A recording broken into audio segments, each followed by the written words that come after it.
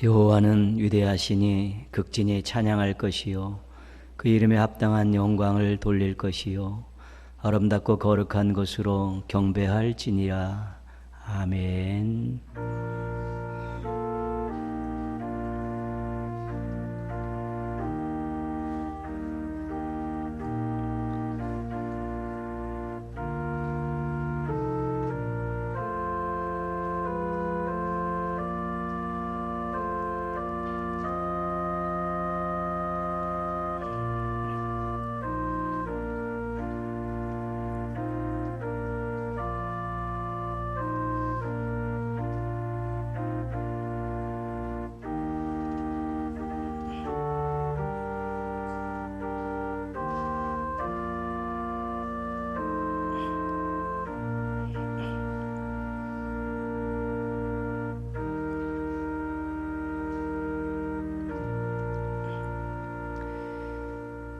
하나님 아버지, 귀하고 복된 자리에서 경배와 찬양을 드릴 수 있도록 자격과 기회를 주셔서 감사합니다. 몸과 마음과 정성을 다해 예배드리게 하여 주시옵소서. 하나님을 기쁘시게 하는 예배자들 되게 하여 주시옵소서. 예배자들을 붙들어 주시고 임재하셔서 홀로 큰 영광 받아 주시옵소서. 예수님의 이름으로 기원합니다. 아멘.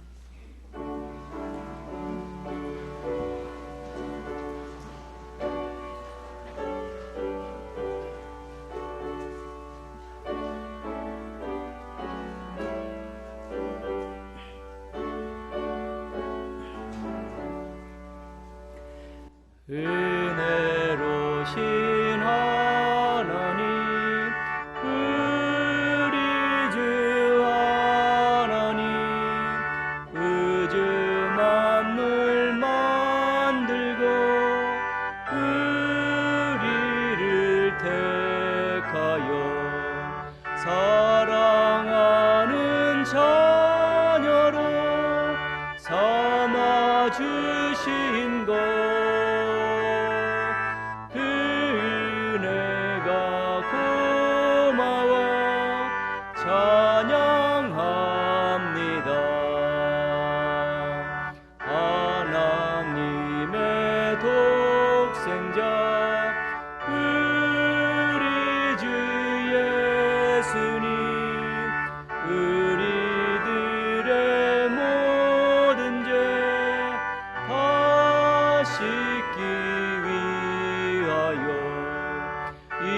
세상에 오셔서 십자가 지신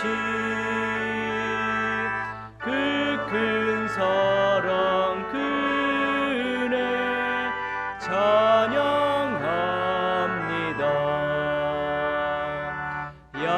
약속대로 임하신 보혜사 성령님 충만하게 하시어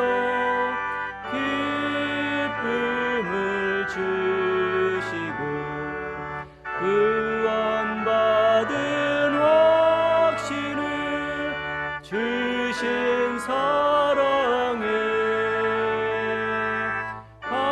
감사하며 찬송을 드리옵니다.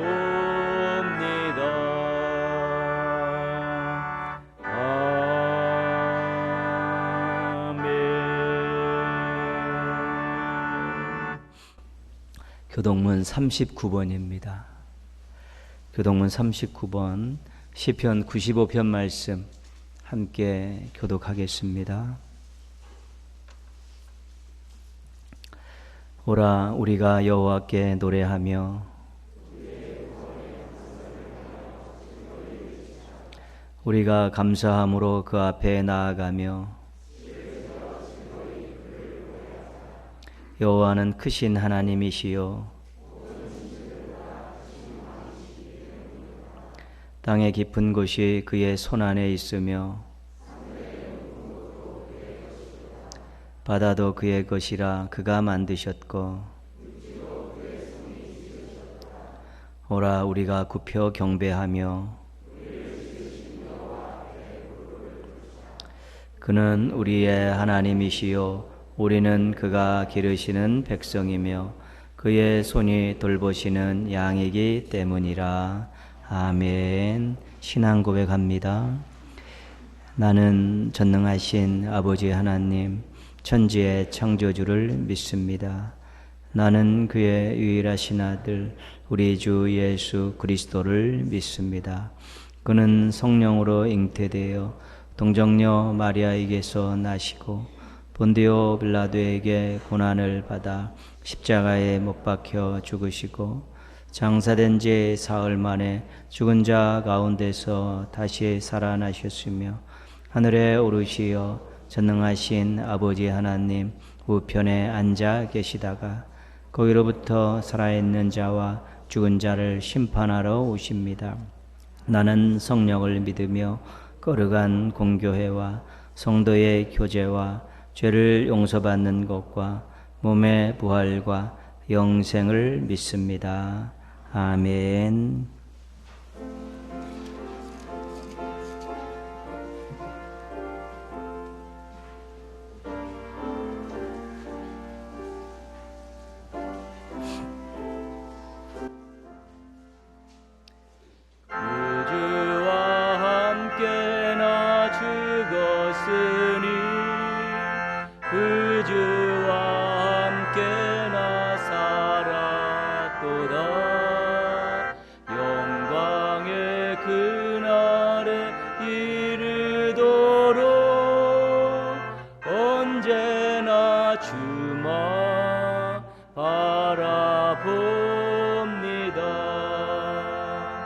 언제나 주는 날 사랑하사 언제나 새 생명 주시나니 영광의 그날에 이르도록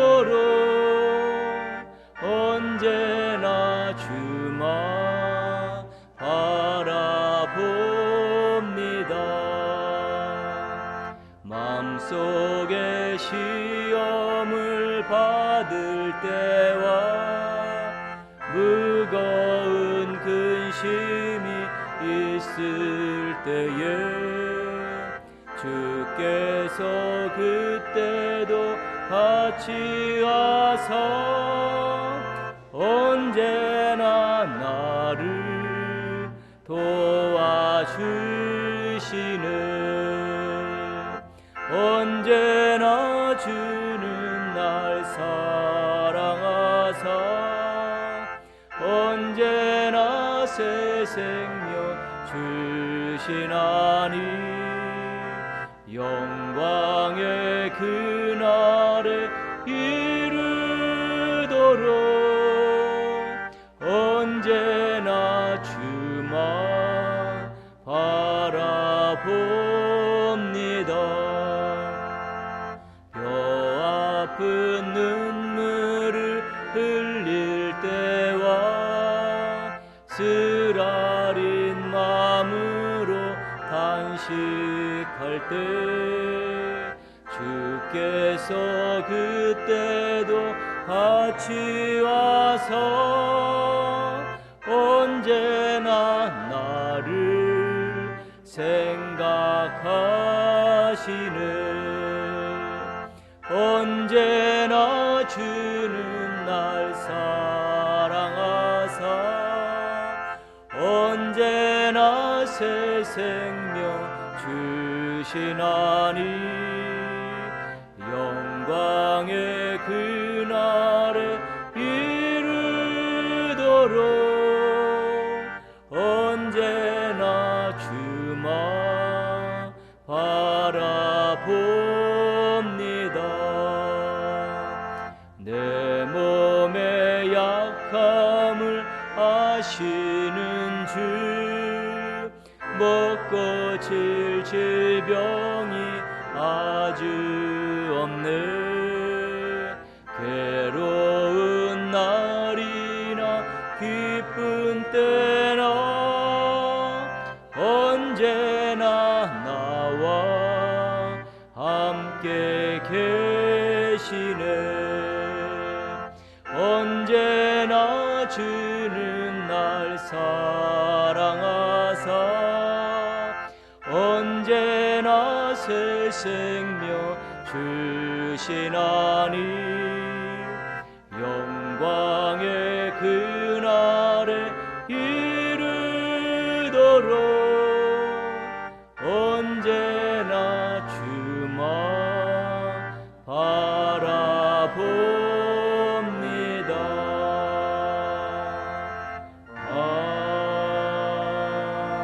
아멘.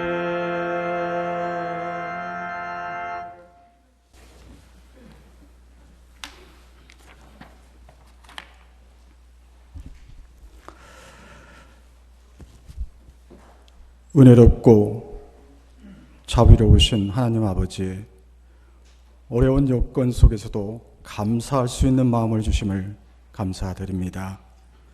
우리의 각자의 형편과 삶의 터전을 잘 지켜나가게 하시고 오늘 말씀을 듣는 은혜의 자리에 있게 하심에 감사드립니다. 주님, 코로나로 인한 경제, 교육, 사회, 문화 모든 영역에 있어 위축되고 심적으로 어려운 시기를 보내고 있습니다. 특히 자영업자와 서민들의 겨울나기가 좋지 않습니다. 자비의 하나님, 굽어 살펴주시고 하나님의 방법으로 더 나은 경기 회복이 이루어지길 간절히 기도합니다. 주님의 섭리 아래에 하루빨리 치료법과 치료제가 나와 전염병이 종식되어 이전의 모습으로 회복되게 인도해 주시옵소서. 수고하시는 의료진과 정부 관계자들에게도 세임 주시고 주님의 주신 지혜와 능력으로 국가적 위기를 잘 극복하게 하소서. 주님, 우리의 연약함과 허물을 주님 앞에 내려놓습니다. 고난이 유익이라 어려움 속에서도 주님이 주시는 고난의 이면의 은혜를 바라보는 저희들 되게 하시옵소서. 더 기도하고 말씀 붙들고 신앙 전반을 돌아보고 다 잡는 시간을 갖게 하시고 각자에게 주시는 아버지의 뜻을 분별하게 하시옵소서. 이러한 때 저희가 그동안 하나님께 받은 은혜를 생각하고 감사하면서 먹는 것, 입는 것, 쓰는 것, 소유하는 것 조금씩 줄여서 돕는 사랑의 손길이 이웃으로 흘러가게 하시옵소서. 이웃을 내 몸과 같이 사랑하시라는 주님의 말씀을 행함으로 살아가는 믿음의 성도되게 인도해 주시옵소서. 주님, 주의 몸된 동행교회가 이웃을 향해 사랑을 나누는 교회, 모든 성도들이 진정한 사랑으로 교제하는 천국 공동체가 되어 파수꾼의 역할을 잘 감당하게 하시옵소서. 성도들은 코로나19 사회적 거리로 인해 비록 교제가 제한되고 있지만 마음은 멀어지지 않도록 안부 전하고 격려하고 중보기도 나누고 필요를 나누어주며 소수 모임을 가지고 서로에게 힘이 되는 신한 공동체가 되게 하시옵소서. 아파하는 자와 함께 아파하고 우는 자들과 함께 울며 즐거워하는 자와 함께 진정으로 즐거워하는 저희들의 모습이 되게 하시옵소서. 가정에서, 교회에서, 삶의 현장에서 행함으로 나아가는 저희들에게 역전시키는 하나님께서 우리의 삶을 승리로 이끌으실 줄 믿고 나아가게 하시옵소서. 사랑의 주님, 이 시간 우리들의 영혼 깊은 곳에서 갈급함으로 우리의 기도를 올려드립니다. 기도하는 제목들이 주님께 일납되어 응답받는 저희 되게 하시고 주님의 때를 기다리고 삶이 주님이 바라보는 모습들로 닮아가는 저희들 되게 하시옵소서. 또한 원치 않는 질병으로 함께하지 못한 환우들에게도 동일한 은혜 내려주시기를 기도드리며 중복이 되어 사랑이 전달되게 하시고 주님의 따뜻한 위로와 은혜가 충만하기를 기도드리며 봉사하는 손길 위에도 함께하여 주시옵소서. 찬양 받으시기에 합당하신 하나님, 오늘 찬양 드리는 곡조가 우리 모두의 입술의 고백이 되게 하시고 말씀 전하시는 주의 종에게 신원의 간건함과 성령 충만함으로 주님의 말씀이 선포되게 하시고 받는 저희들에게 은혜의 충만함으로 아멘으로 화답하는 주님의 자녀 되게 하소서. 십자가에서 우리를 구원하시고 갚을 수 없는 사랑을 언제나 우리에게 주시는 사랑 많으신 예수님 이름으로 기도드리옵나이다. 아멘.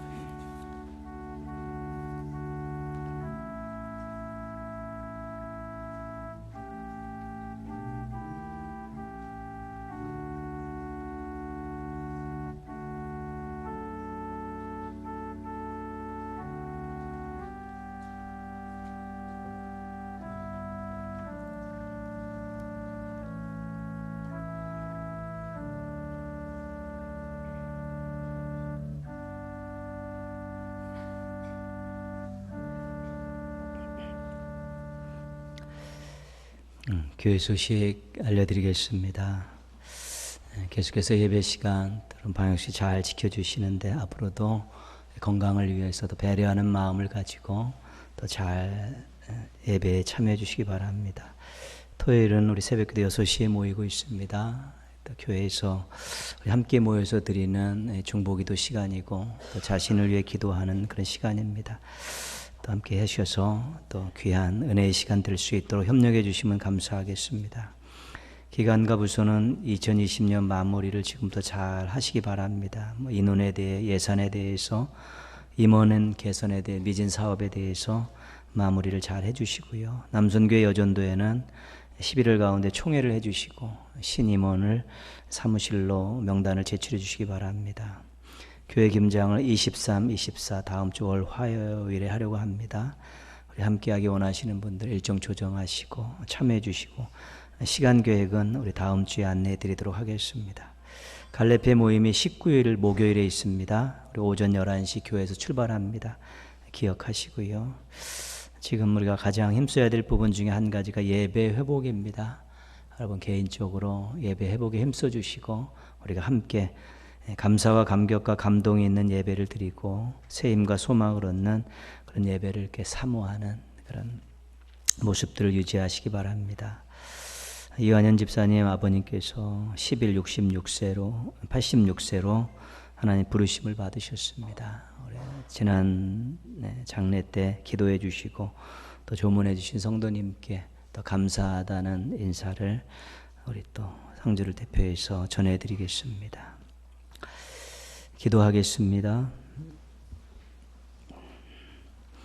하나님 아버지, 어렵고 힘든 시기에도 힘이 되어 주셔서 감사합니다. 도움이 되시는 주님 바라보며 하루하루 살게 해주셔서 감사합니다. 하나님 사랑하는 마음으로 저희들의 고백과 마음을 담아 예물을 드립니다. 기쁘게 받아주시고 뜻을 이루시는 데 사용하여 주시옵소서. 하나님 아버지, 사랑하는 성도들 눈동자처럼 지켜주셔서 늘 평안함과 당당함을 잃지 않게 하여 주시옵소서. 믿음의 위대함을 삶의 구석구석에서 경험하며 살게 하여 주시옵소서. 말씀대로 사는 인생의 아름다움을 세상에 보이며 살게 하여 주시옵소서. 가정 안에 임마누엘의 증거가 넘쳐나게 하시고 생업 가운데 에베네셀의 고백이 솟아나게 하여 주시옵소서. 하루하루 의미 있고 값진 시간들을 보낼 수 있도록 동행하여 주시옵소서. 간절한 마음으로 기도하는 제목들 살펴주셔서 감사의 제목 간증거리로 바꿀 수 있도록 응답하여 주시옵소서. 예수님의 이름으로 기도합니다. 아멘. 오늘 주신 하나님 말씀은 구약성경 역대상 15장 11절에서 15절까지 말씀입니다. 구약성경 634쪽 역대상 15장 11절에서 15절까지 말씀입니다. 오늘 주신 하나님 말씀 다 같이 한 목소리로 봉독하시면서 받겠습니다.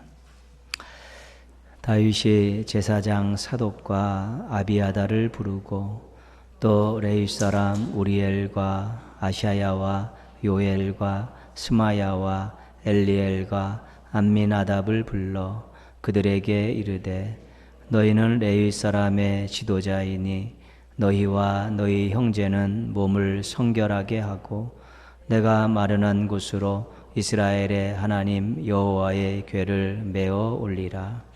전에는 너희가 매지 아니하였으므로 우리 하나님 여호와께서 우리를 찢으셨으니 이는 우리가 규례대로 그에게 구하지 아니하였음이라 하니 이에 제사장들과 레위 사람들이 이스라엘 하나님 여호와의 궤를 메고 올라가려 하여 몸을 성결하게 하고 모세가 여호와의 말씀을 따라 명령한 대로 레위 자손이 채에 하나님의 궤를 꿰어 어깨에 매니라. 아멘. 이 시간 우리 식당 봉사부 위원들 찬양 드리시겠습니다.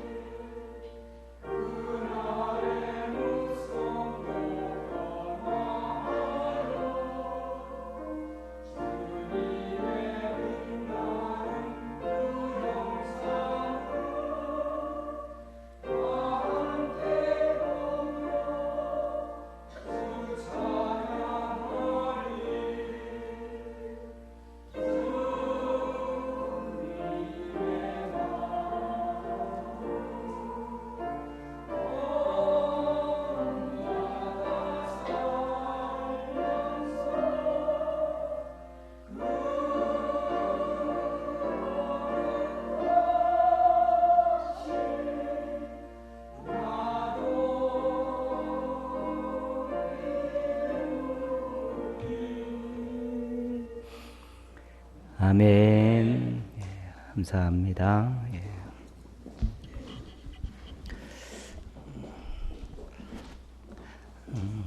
거의 9개월 동안 지금 식당을 운영하지 않고 있어서 몸이 근질근질하신 분들인데 오늘 또 이렇게 찬양으로 하나님께 영광 돌리셨습니다. 앞으로 빨리 사태가 해결돼서 함께 이렇게 식탁을 나누고 밥상을 나누는 그런 날이 왔으면 좋겠습니다. 또 기도하시고 또 기다리시기 바랍니다. 우리 정현복 시인의 파란 가을 하늘 아래서 한번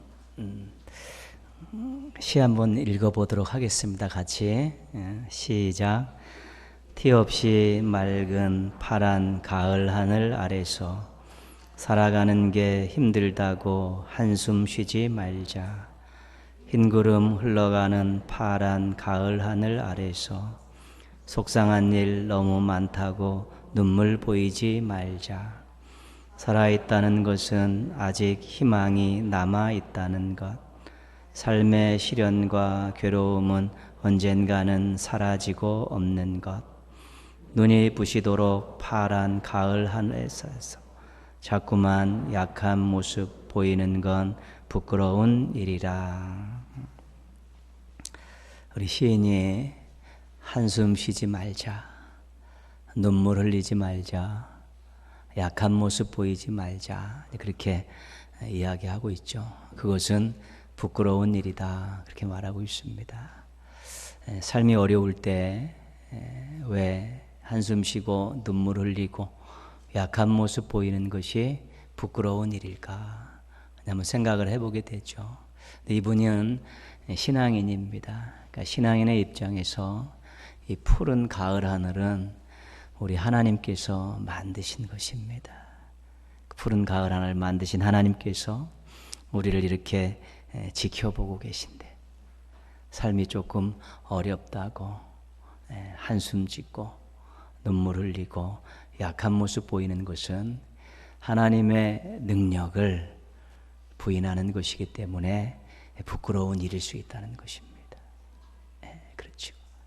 또 자신이 그 모든 것들을 염려한다고 다 할 수 있는 것은 아니면서 모든 것들을 다 짊어지고 초라하고 한심한 모습을 보이는 것도 신앙인으로서는 부끄러운 모습이라는 것입니다.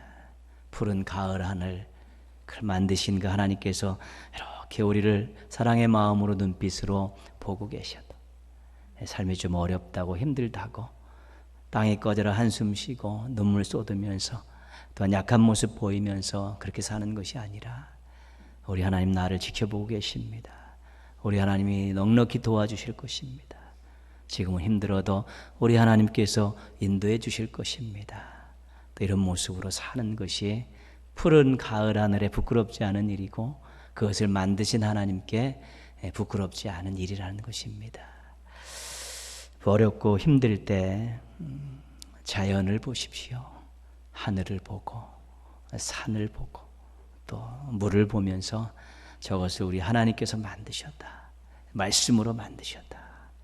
그리고 하나님께서 나를 사랑하신다. 그런 생각을 갖게 되면 우리가 한숨과 눈물과 약한 모습보다는 또 새 힘을 얻고 소망을 갖고 또 더 최선을 다하는 멋진 삶을 살아가고 있는 자신을 발견하게 될 것입니다. 절대로 삶 때문에 어려움 때문에 힘듦 때문에 부끄러운 일 하지 않고 삶의 무게를 잘 이겨내는 건강하고 행복한 신앙인들 되시기를 주님의 이름으로 축복합니다. 이스라엘의 제1대 왕은 사울입니다. 그리고 제2대 왕은 다윗입니다. 이 두 왕은 왕이 된 후의 행적을 살펴보면 또 그들에 대한 평가를 보면 서로 아주 극명하게 대조되고 있습니다. 극과 극을 달리고 있는 것입니다. 왕이 된 후의 사울의 인생을 우리가 사자성어로 표현하면 용두삼이라고 할 수 있습니다. 처음에는 용의 머리인데 나중에는 뱀의 꼴이다. 처음에는 멋지게 시작했는데 나중에는 초라하게 되었다는 것이지요. 하나님의 부르심을 받고 택하심을 받고 왕이 됐습니다. 근데 나중에는 하나님께 후회를 안겨드린 왕이 사울입니다. 하나님이 기대감을 가지고 믿는 마음을 가지고 그를 택하셔서 왕으로 세워주셨는데 나중에는 내가 사울을 왕으로 세운 것을 후회한다.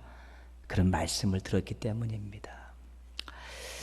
왕이 된 후에 다윗의 인생을 사자성어로 표현하면 승승장구라고 할 수 있습니다. 승승장구.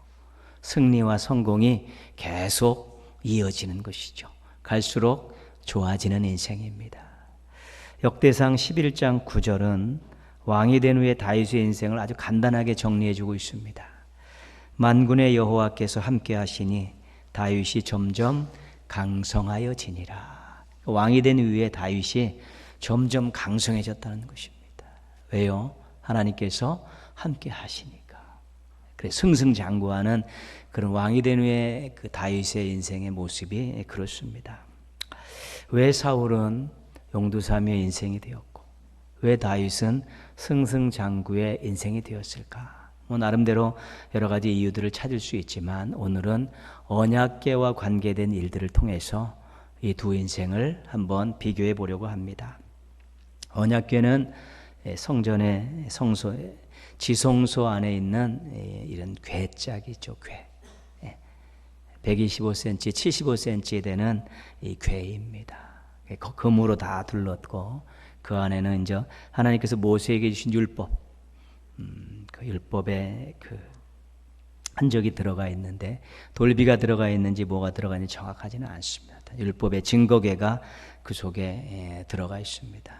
그리고 언약궤 위에는 이 천사들이 서로 날개를 맞대면서 자리를 하나 이렇게 만들어 놨습니다. 그 자리를 성경에서는 속죄소라고 이야기도 하고 시은좌라고 이야기도 합니다. 거기가 언약궤에 있는 그 자리가 뭐냐면 하나님의 발등상입니다. 하나님은 하늘부터 땅까지 다 아우르시는 분이기 때문에 하나님의 발이 거기 있는 것이죠. 그리고 하나님의 그 형상은 다 위로 해서 하늘 꼭대기까지 올라가 있는 그런 상징입니다. 그래서 하나님의 발등상에 있는 그 시은자가 하나님의 임재의 장소입니다.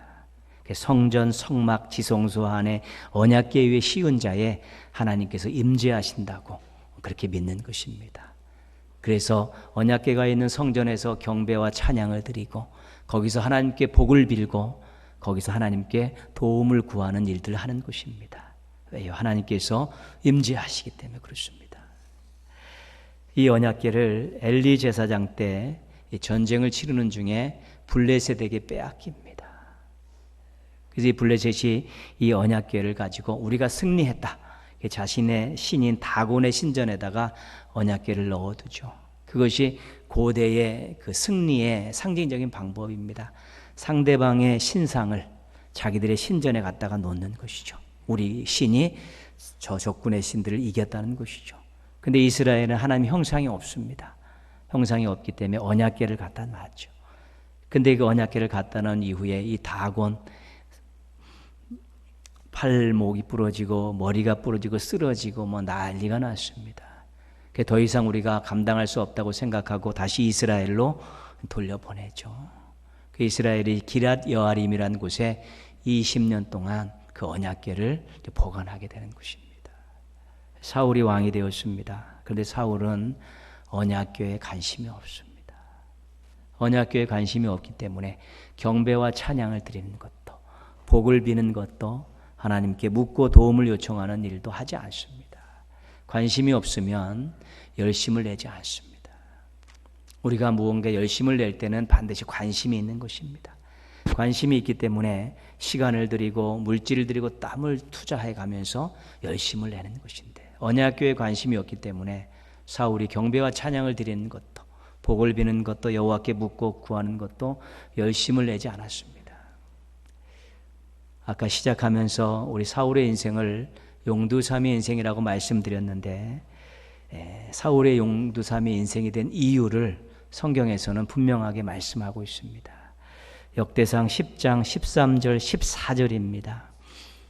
나와 있는데요. 한번 같이 한번 읽겠습니다. 사울이 죽은 것은 여호와께 범죄하였기 때문이라.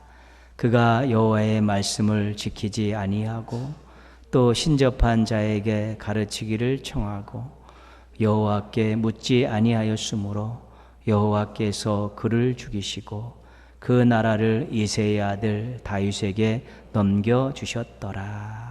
용두삼의 인생에 대한 원인을 한 글자로, 한 단어로 범죄라고 말하고 있습니다. 죄를 봤다는 것. 그리고 그 죄의 내용이 세 가지입니다. 여호와의 말씀을 지키지 않았다, 불순종했고, 그리고 신접한 자에게, 무당들에게 찾아가서 청하고요. 그 다음에는 하나님께 묻지 않았다는 것입니다. 그것이 사울이 용두삼의 인생에 대한 이유였다라고 말씀하고 있습니다. 하나님께 묻지 않았다는 것은 하나님을 무시하는 것입니다. 하나님의 능력을 무시하는 것이고, 자기 스스로 할 수 있다라는 교만한 마음이 있는 것입니다. 하나님께 묻고 도움을 요청하는 일은 신앙 고백입니다. 기도하는 것, 신앙 고백입니다. 하나님이 나의 모든 문제를 해결해 주실 줄 믿고 하나님이 나를 인도해 주실 줄 믿습니다 라는 신앙 고백이 묻는 것입니다. 구하는 것입니다. 그래서 엄밀한 의미에서 묻고 구하지 않는 신앙인은 진정한 신앙인이라고 할 수 없습니다. 하나님에 대한 분명한 믿음이 없고 확신이 없기 때문에 그렇죠. 자기 스스로 얼마든지 해결할 수 있다고 생각하기 때문에 묻고 구하지 않는 것입니다. 전쟁을 사울이 많이 했습니다. 다윗도 전쟁을 많이 했습니다. 사울 다윗 시대 때 그 인근을 제패하고 있었던 나라는 블레셋입니다. 블레셋이 철제 무기를 가지고 있었기 때문에 주변들을 다 제압하고 있었습니다. 사울이 왕이 돼서도 블레셋하고 끊임없이 전쟁을 했고, 다윗이 왕이 돼서 결국은 전쟁 중에 블레셋을 제압하게 되는 것이지요. 근데 말씀에 보면 사울이 전쟁을 치르면서 하나님께 묻지 않습니다. 그냥 백성들을 소집하고 안 나오면 가만두지 않겠다고 협박하면서 백성들을 모아가지고 그가 전쟁을 치르고 그랬습니다.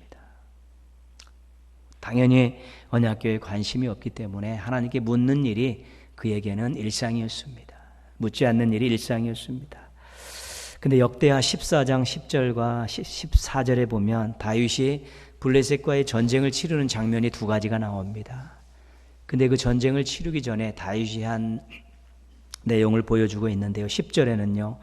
다윗이 하나님께 물어 이르되, 14절에는 다윗이 또 하나님께 묻자온대.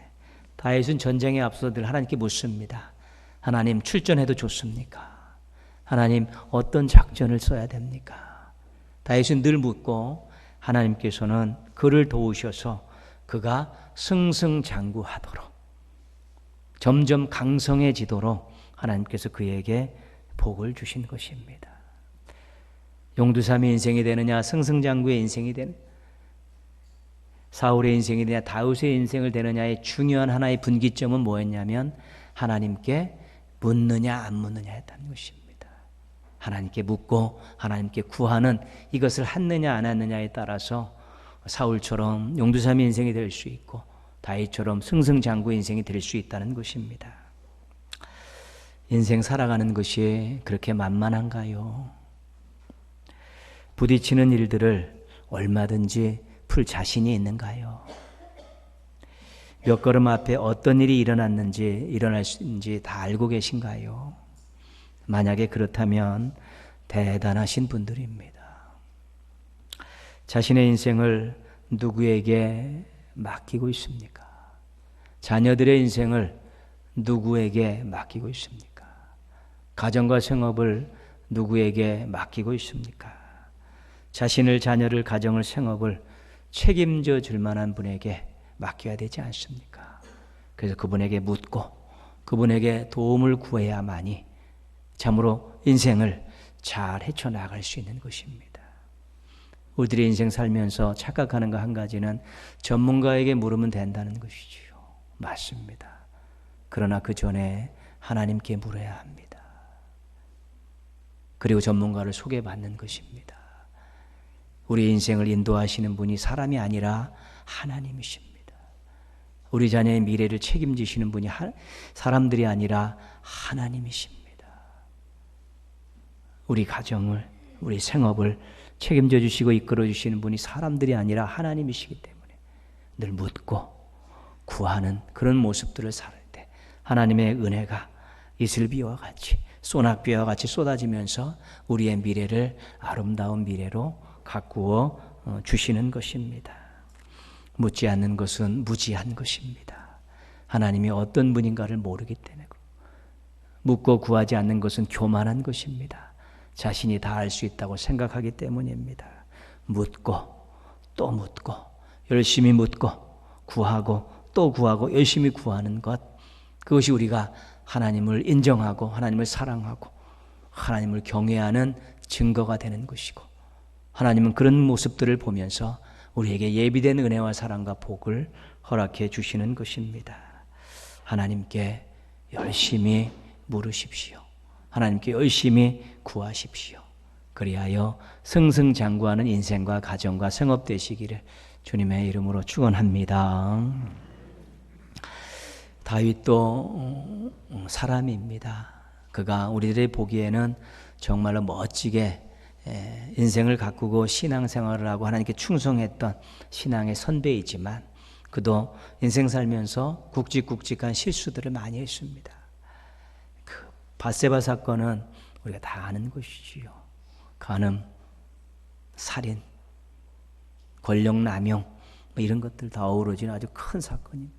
그리고 말년에는 인구조사를 했습니다. 병력을 확인하기 위해서, 자신의 병력을 과시하기 위해서 인구조사했죠. 그때마다 하나님 앞에 큰 호되게 책망을 받았습니다. 근데 다윗이 왕이 된 초기에도 실수를 하나 했습니다. 그거는 바로 언약궤를 옮기는 과정에서 생긴 일입니다. 다윗의 멋진 모습 중에 한 가지는 뭐냐면 무언가를 할 때 가장 먼저 하나님을 생각한다는 것입니다. 왕이 되고 나서 기럇 여아림에 있는 20년 동안 방치되어 있던 이 언약궤를 예루살렘으로 옮겨와야겠다. 그렇죠? 나는 왕궁에 있는데 하나님의 궤는 천막 가운데 있다. 하나님께 집을 져드려야겠다. 다윗의 이 마음에 늘 하나님 우선입니다. 하나님이 1번입니다. 그래서 왕이 돼서 언약궤를 이제는 옮겨올 생각을 제일 먼저 했죠. 그래서 지휘관들과 상의하고 제사장과 레위인들과도 또 회의를 하고 백성들도 다 모으고 이제는 언약궤를 이제는 옮겨오는 그런 계획을 실천하게 되는 것이죠. 근데 옮겨오는 중에 사고가 생겼습니다. 사람이 죽은 것입니다. 소가 모는 쇠술에다 언약궤를 싣고 오다가 소가 뛰어버렸죠. 그러니까 수레에 실은 언약궤가 흘러내리니까 울사라는 사람이 그걸 딱 붙잡은 울사가 죽은 것입니다. 이 거룩한 일, 귀한 일에 사람이 죽는 것은 무언가 문제가 있는 것이다. 그래서 다윗이 그것을 멈춥니다.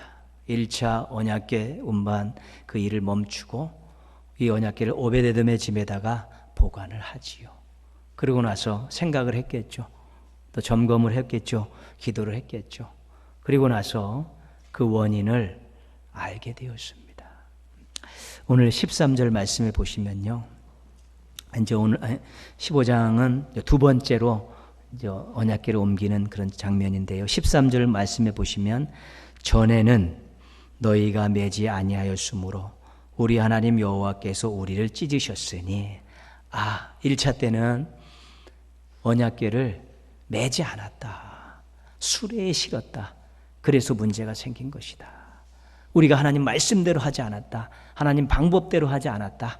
그것을 깨닫고 이제는 그래서는 안 되겠다라고 하나님 말씀대로 해야죠. 하나님 방법대로 해야 되는데 그렇지 않아서 우리가 심판을 받고 이렇게 어려움을 겪고 있는구나. 그것을 다윗이 이제 깨달은 것입니다.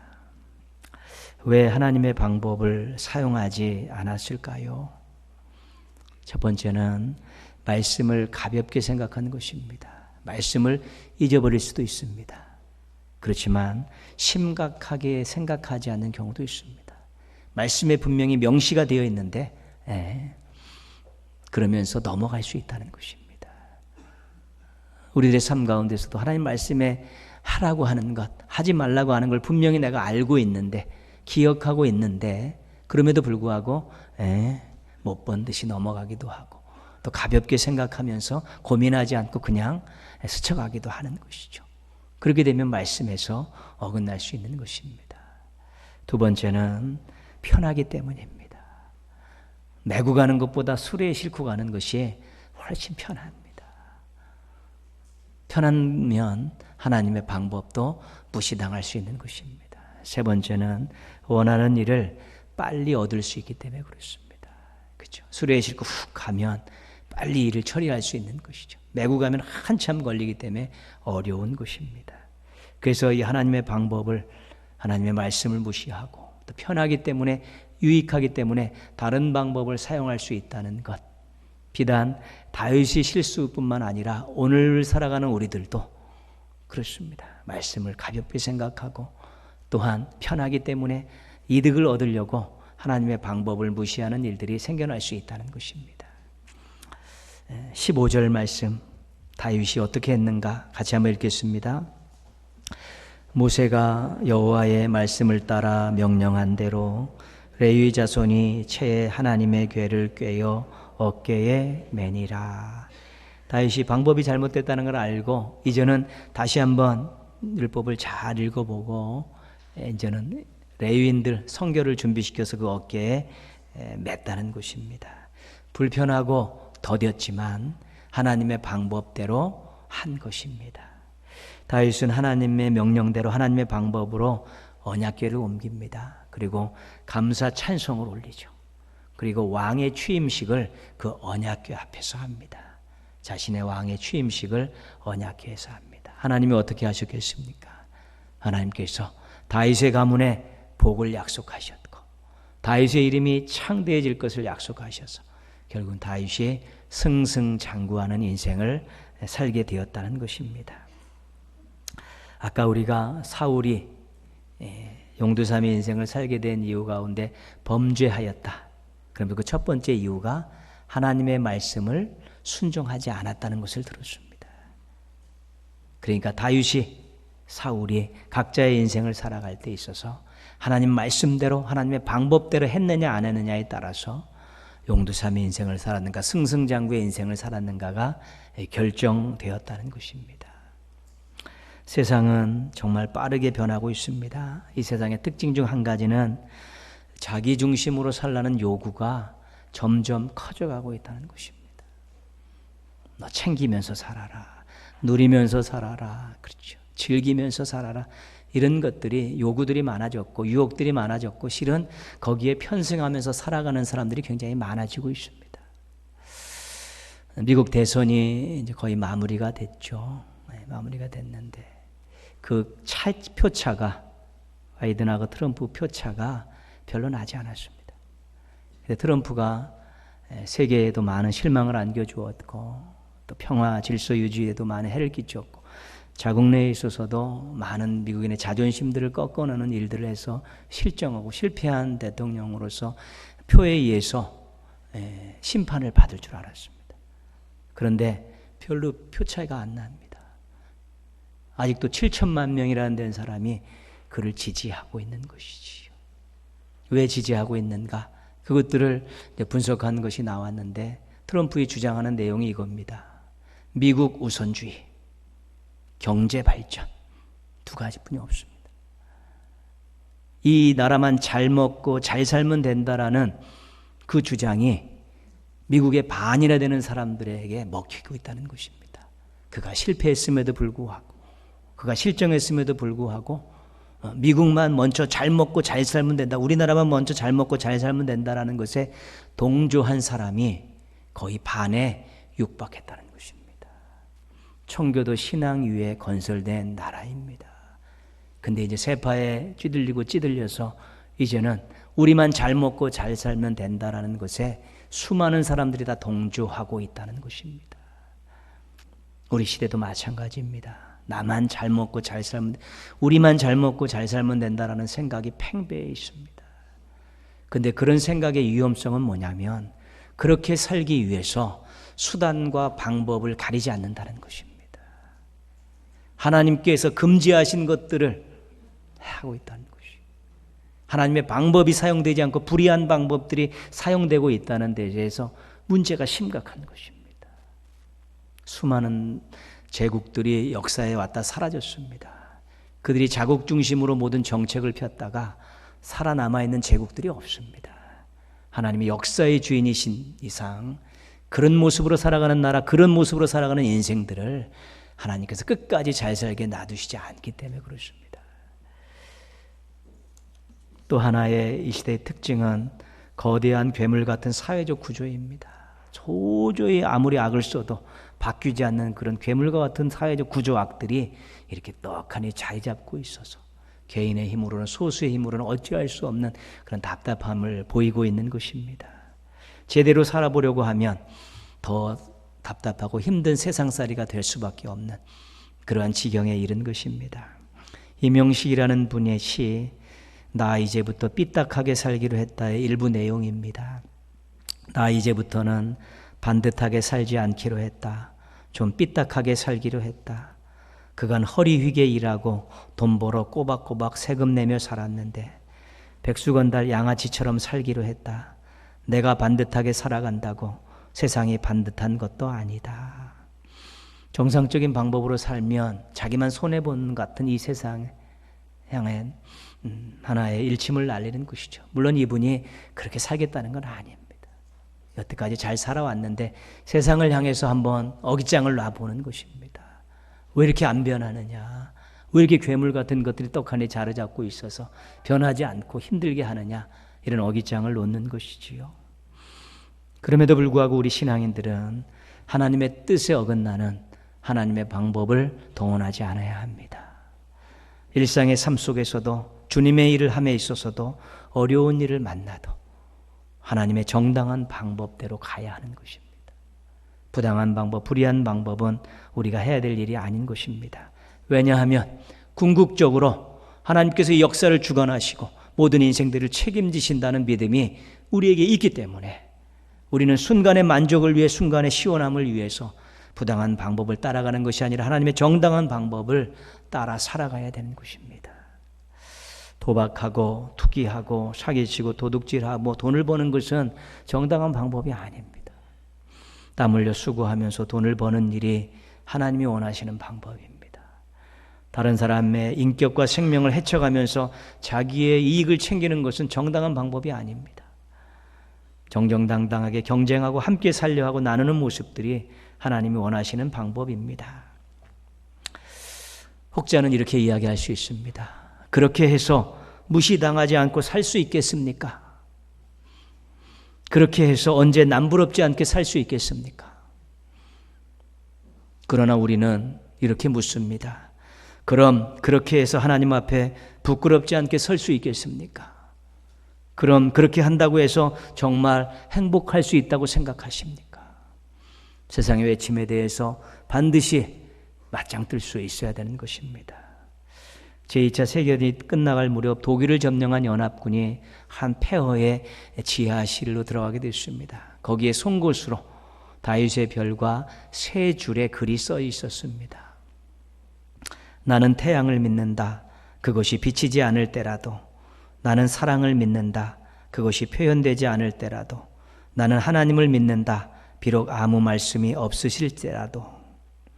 죽음의 공포에 휩싸여 숨어 살고 있던 유대인 가족들이 기록한 글입니다.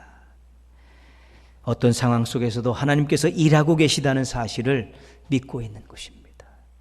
아무리 세상이 힘들고 어렵고 험악하더라도 하나님 나라는 성장하고 발전해가고 있다는 것을 믿기 때문에 지금은 하나님이 아무 말씀 안 하시는 것 같아도 하나님은 일하고 계십니다. 지금 하나님 나라가 죽을 쓰고 있는 것 같아도 하나님 나라는 반드시 성장하고 맙니다. 이런 믿음이 있는 것입니다. 이런 믿음이 이상한 방법이 아닌 정당한 방법을 고수할 수 있는 원동력이 되는 것입니다. 하나님 말씀에 집중하십시오. 하나님의 뜻을 잘 새기십시오. 그리고 삶 속에서 하나님의 방법을 고수하십시오. 당장은 어렵고 힘들 수 있어도 하나님께서 책임져 주십니다. 그래서 믿음 없이는 이 세상을 올바르게 살아갈 수 없게 되는 것입니다.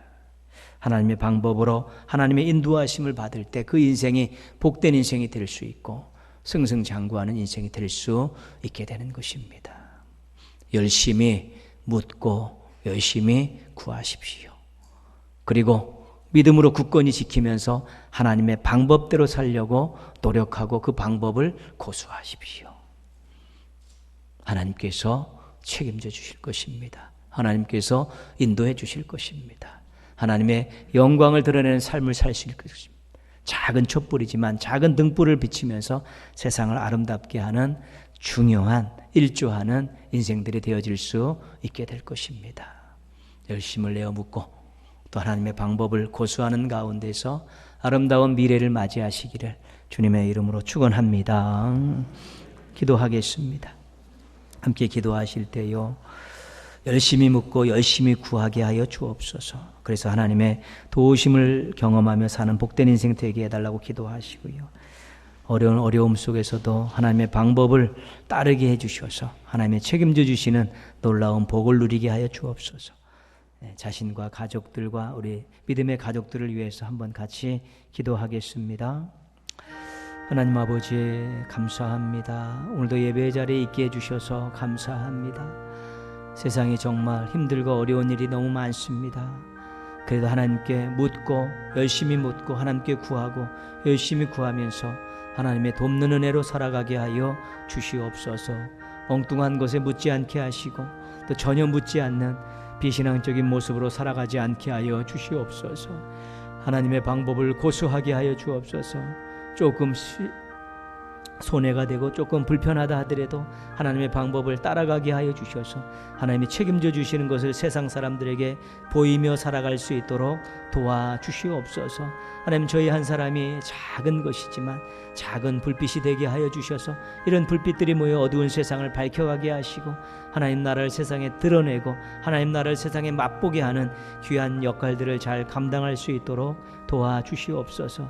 하나님, 저희들의 마음이 약해질 때가 있습니다. 유혹 앞에서 무릎 꿇을 때가 있고 속절없이 무너질 때가 있습니다.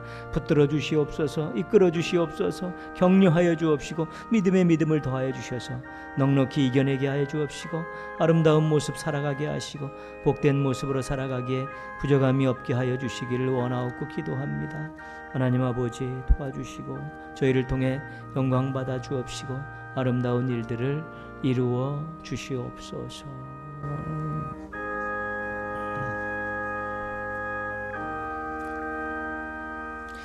예수님의 이름으로 기도합니다. 아멘. 461장 찬송합니다.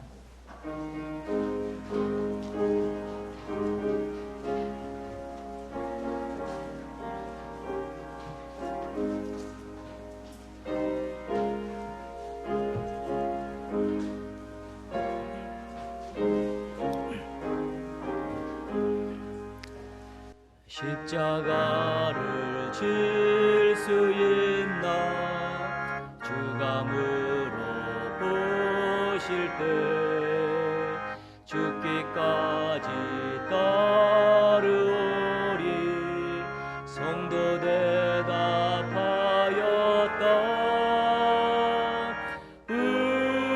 우리의 신령 주의 것이니 주님의 형상 만드소서. 주인도 따라 살아갈 동안 사랑과 충성 늘 바치오리다. 너는 기억하고 있나 구원받은 강도를. 그가 회개하였을 때 낙원 허락받았다.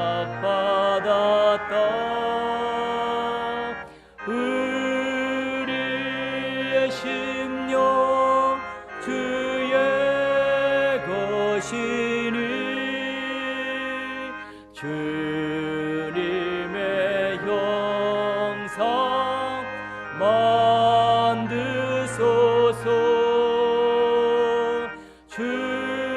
주인도 따라 살아갈 동안 사랑과 충성 늘 바치오리다. 걱정 근심 모든 그를 너를 들러 덮을 때 주께 내 영 맡기겠나.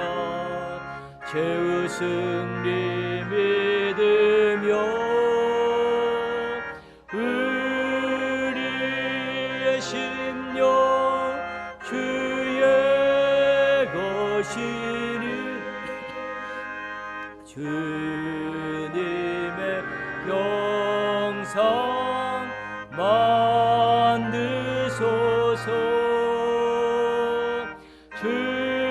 주인도 따라 살아갈 동안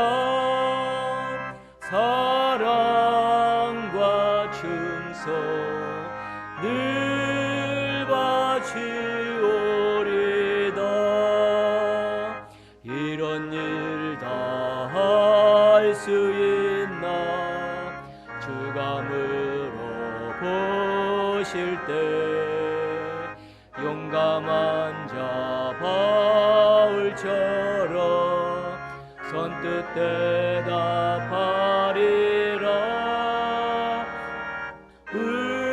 우리의 심령 주의 것이니 주님의 형상 만드소서. 주인도 따라 살아갈 동안 사랑과 충성 늘 바치오리다.